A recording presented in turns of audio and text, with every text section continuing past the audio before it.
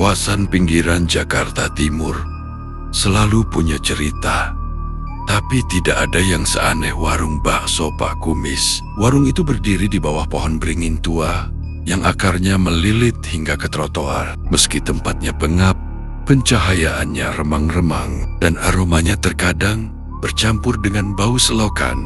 Orang-orang rela mengantre hingga ke bahu jalan. Fenomena ini membuat Andi, seorang karyawan swasta yang sering pulang larut malam, merasa curiga sekaligus penasaran. Suatu malam, hujan turun sangat deras. Udara dingin yang menusuk tulang membuat rasa lapar Andi tak tertahankan.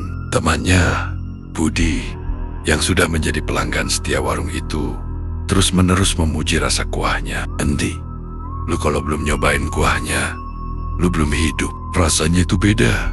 Gurihnya nempel di tenggorokan sampai besok pagi," ujar Budi dengan ekspresi wajah yang aneh. Matanya melotot dan bibirnya tampak gemetar, seolah ketagihan. Karena terdesak rasa lapar, Andi akhirnya singgah. Saat memasuki tenda, hawa dingin yang tidak wajar langsung menyergap. Pak Kumis, si penjual, adalah pria paruh baya yang irit bicara. Wajahnya pucat, kulitnya tampak seperti menempel langsung ke tulang, dan matanya selalu tertunduk. Ia sibuk mengaduk kuali besar yang uapnya mengepul tinggi, menutupi sebagian wajahnya. Andi memesan 1 porsi untuk dibawa pulang. "Tunggu, bumbunya belum matang benar," gerutu Pak Kumis dengan suara parau yang terdengar seperti gesekan amplas. Pria itu kemudian membawa kuali kecil ke ruang belakang yang hanya dibatasi oleh selembar kain lusuh berwarna hitam. Rasa penasaran Andi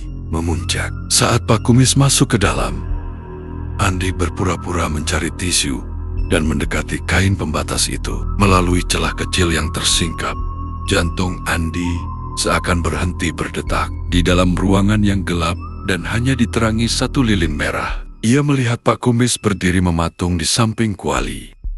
Namun, ia tidak sendirian. Di sebelah Pak Kumis berdiri sesosok makhluk tinggi besar yang terbungkus kain kafan coklat penuh noda tanah kuburan. Ikat kepalanya masih terpasang, namun wajah itu hancur. Mata kirinya menggantung keluar, dan mulutnya yang hitam tanpa bibir terus mengeluarkan cairan kental. Makhluk itu pocong.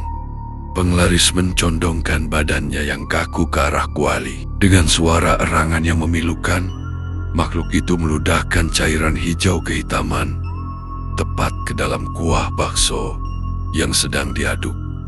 Bunyi ludah itu mendarat di air mendidih, terdengar jelas di telinga Andi. Pak Kumis kemudian mengambil sendok besar dan mengaduknya dengan ritual tertentu, seolah itu adalah santan paling murni. Andi hampir berteriak, namun suaranya tercekat di tenggorokan. Ia segera mundur, namun malang, kakinya menyenggol tumpukan mangkuk hingga berdenting keras. Pak Kumis keluar dari balik kain dengan mata yang kini merah menyala. "Ini baksonya, Mas. Makan selagi panas." "Ya," bisik Pak Kumis sambil menyodorkan bungkusan plastik yang terasa sangat berat.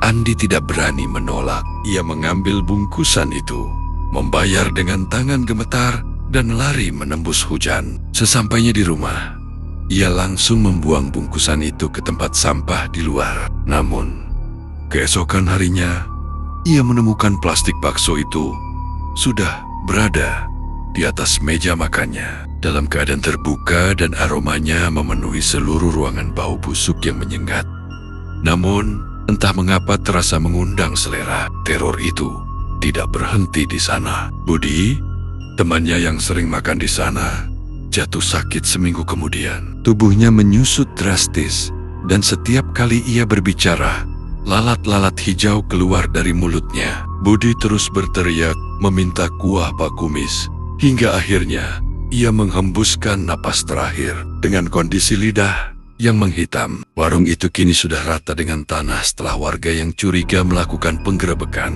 dan menemukan tulang belulang manusia yang ditanam di bawah kompor. Namun, Andi tidak pernah bisa melupakan suara ludah yang jatuh ke kuali itu. Hingga sekarang, setiap kali ia melihat uap mengepul Dari tukang bakso, ia selalu teringat wajah hancur di balik kain hitam tersebut.